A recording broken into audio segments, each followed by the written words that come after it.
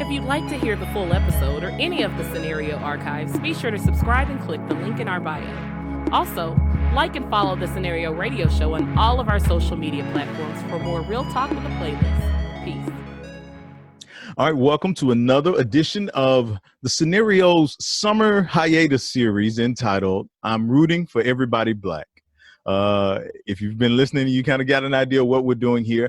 We're in the midst of a pandemic. We're in the midst of a lot of social activity, and a lot of things are going on right now. And what we wanted to make sure we did was to just sit down for a little while, have conversations with Black people who are doing things in the midst of all of this. And because I think it's good to see that there are people making strides in a lot of different ways. So we've been reaching out. We've done a lot of great interviews so far with people in technology, activism, and a little bit of everything in between. Today we have with us Christy Pruitt Haynes, the head truth teller, as it were, of Our Truths. Christy, how you doing? Yes, I'm good. I'm good. Thanks for asking and thanks for having me.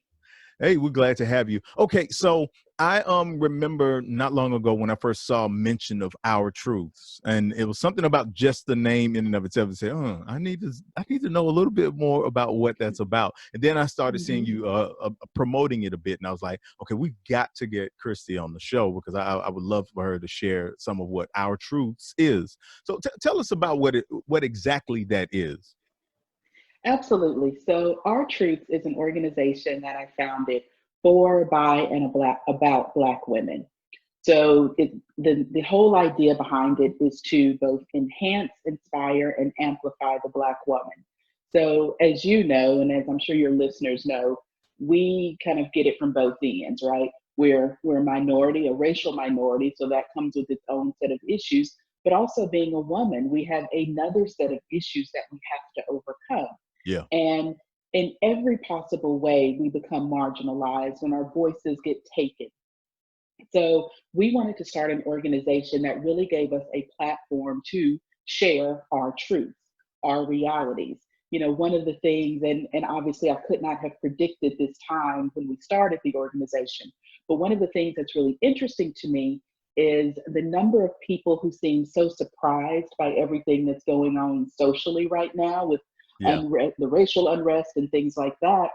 And it really reinforced the need for this organization because we have to share our stories. We have to share our realities because the truth is, this isn't new.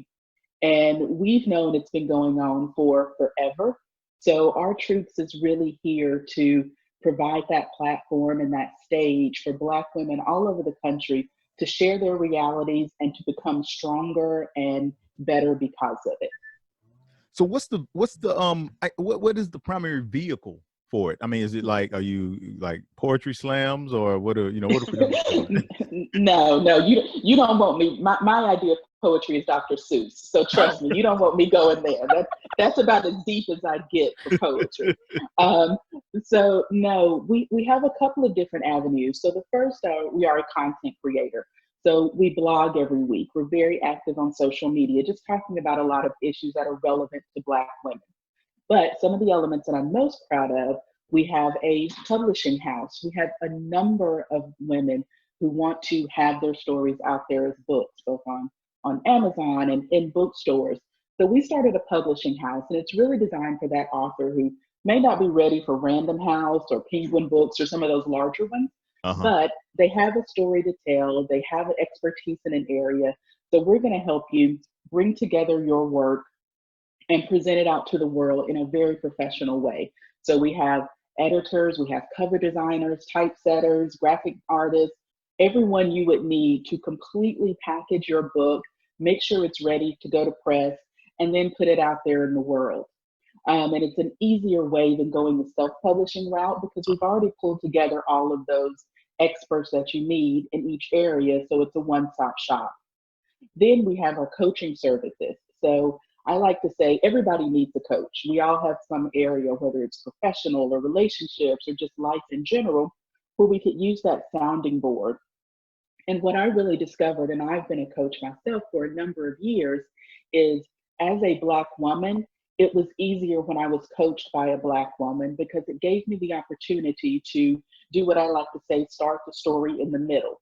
So Uh-huh. for example, if I went to my coach and said, I was at work in a meeting with all of my peers, and the moment I walked in, they asked me to take notes, but they didn't Uh-huh. ask anybody else. Yeah. Mm. That And the coach white person already, doesn't, yeah, the white person doesn't yes, understand. Yeah. exactly. So my coach understands, so I don't have to give that backstory. We can just start at the point of strategy and figuring out how to get around it. And then the third area that I'm really, really proud of is our Speakers Bureau.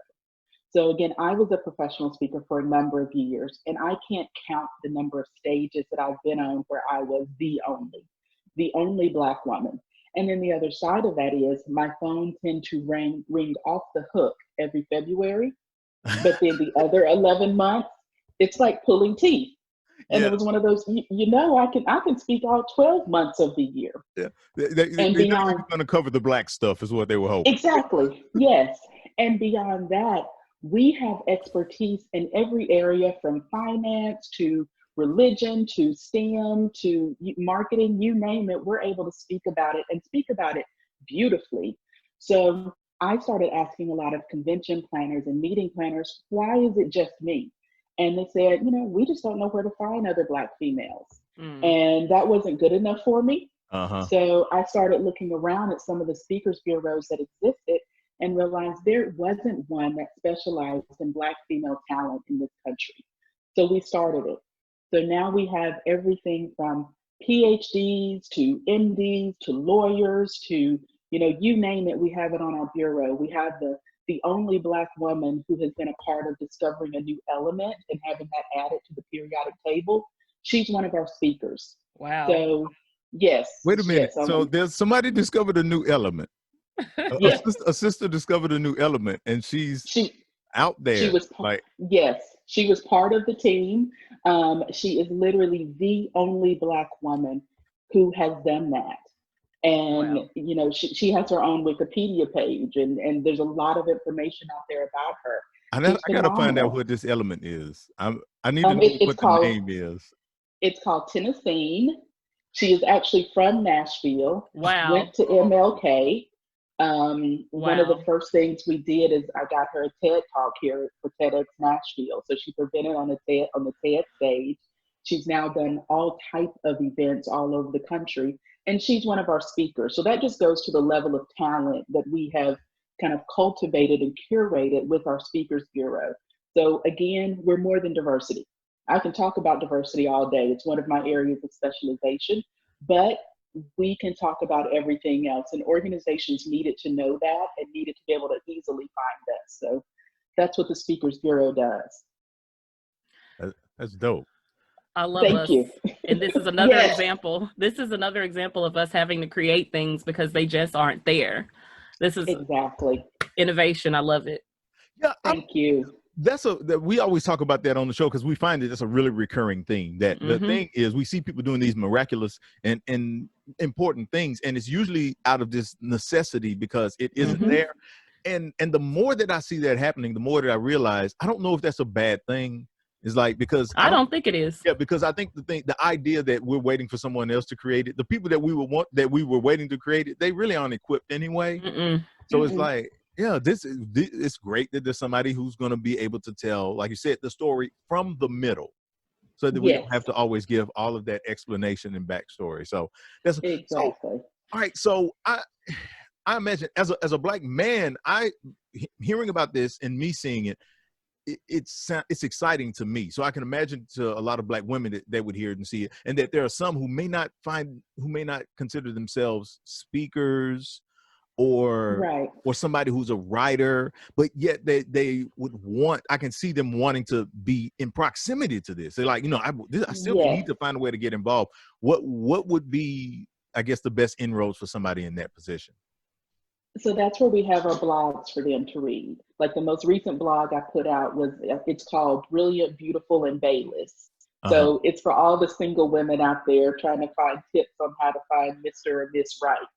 And again, it's written by a Black woman, so it's from our perspective, and it deals with all of the issues that we often deal with in the dating world. So our blogs are there to create content that everyone can interact with and will enhance everyone. And we're also going to be launching our podcast. one of those Lord willing and the creek don't rise that will come out in August. Okay. So that's going to be another way for everyone, men and women, quite honestly, to engage with us, to talk with us, to tell us the things that really matter, so we can then present the information that you need most. All right. This is exciting. Thank you. I am super excited about it. And then the other thing is we're all over social media. So, we're on Instagram, we have our Facebook, we have a lot of content there that you can also really interact with and, have those yes girl moments and all of that we need from day to day to kind of re-energize us and get us back out in the world. So, how did you go about finding the women to join these different groups for the literature, the coaching, and the speakers? I first started with my own network. So I think, everybody starts at home. So I started with a lot of the people that I already knew who were doing a lot of that wonderful work, and kind of roped them in and said, hey, you're already out here doing it. Let's do it bigger and better. And then beyond that, I scoured LinkedIn. I looked on Instagram. I really kind of searched as much as I could. I asked other people, who do you know that needs to be a part of this?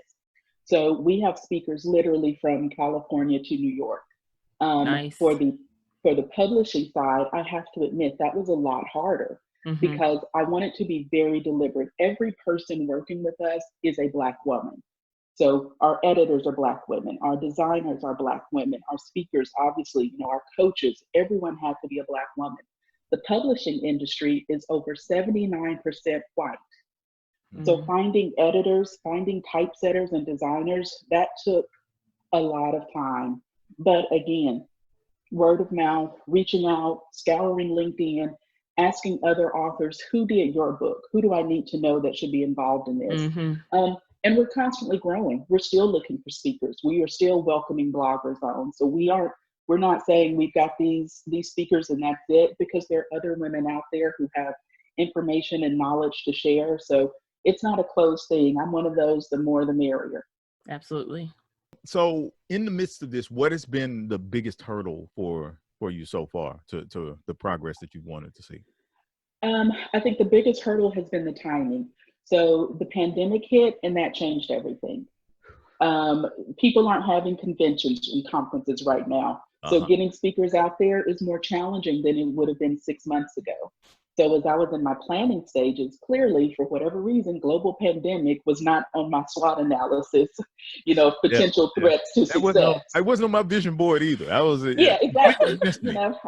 I didn't have that on the bingo card for 2020. So, figuring out how to do this in that world is a little different. It has been challenging. So we've had to pivot. So now, where I initially thought the Speakers Bureau was going to be the thing that we really pushed most, we're now pushing the publishing house, because the upside of people being at home is people are out there writing and people are reading more. So I think by us taking this 360 approach and having different ways that people can consume the organization and interact with the organization, we were still able to find a way to stay connected in spite of the fact that it's not face-to-face. So that was challenging. And then again, for some of these industries, just finding the Black women was hard. There just aren't enough of us that were easily identifiable. But I'm really proud of the fact that we've been able to do it. And I look forward to even adding to the group that we've already pulled together. When you imagine this vision that you've had, when you imagine it at its ultimate, when it's at its pinnacle and it is everything that you could ever imagine it being, what does it look like? Oh man, it's huge. It's a movement. I see a TV show where we are going in and we're actually Black women coaching other Black women who are entrepreneurs or who are professionals. We see a lot of these shows right now where, you'll see like restaurant takeover, where some chef goes in and transforms your restaurant. Well, I see a Black woman going into all of these other Black female-owned businesses and transforming those organizations and kind of walking hand in hand with the founder to get it to where they envisioned it and wanted it to be. Because we need to see those stories. Real Housewives cannot be the only narrative we see on TV of Black women. Right. So I see that. I see it being the top of mind Speakers Bureau. When an organization says we're putting on a conference, they know it's not complete until they have someone from our roster on their stage. Nice. So I guess this means that you throwing champagne in somebody's face is out of the question, then. It is out of the question. We'll find other ways to drink the champagne, but no, we're not doing that. That's not who we are.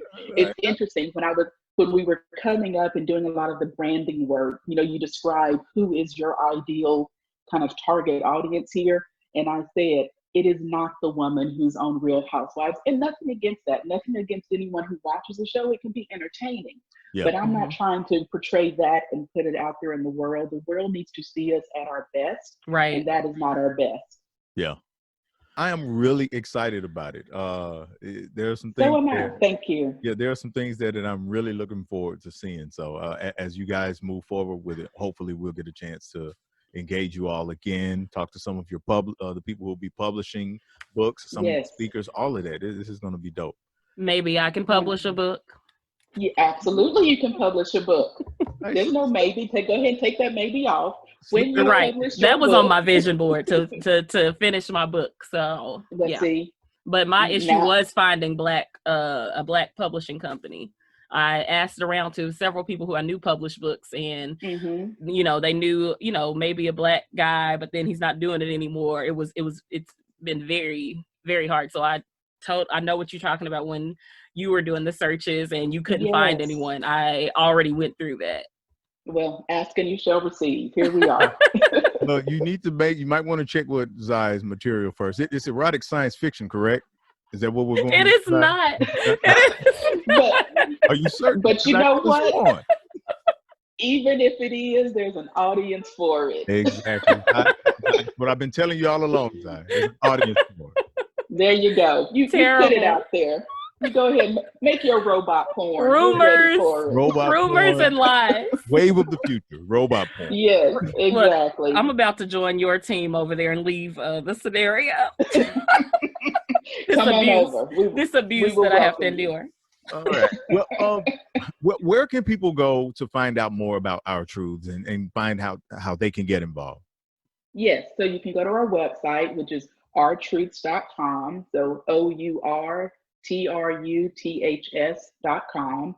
And then on all social media platforms, so Instagram, Twitter, Facebook, even Pinterest, we're in Our Truths Online. So all is one word, Our Truths Online, across all of the major social media platforms.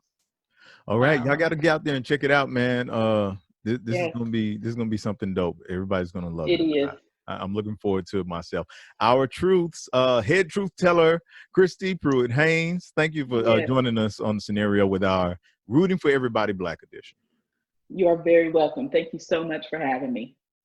All right, y'all. We're out. We'll be back really soon with some more Rooting for Everybody Black. Y'all make sure to check us out on all the social media platforms as well. I'm Van Everett. And I'm Zai. We're still trying to figure out our outro because we're so on the radio. We have a whole thing. I don't have to do this. Yeah, we sign off a certain way. We've been trying to figure it out. We haven't quite got it. I don't know. So I guess we'll just say right now, our new tagline is "Robot porn is the wave of the future." There you go. You heard it here first. Absolutely not. Absolutely not.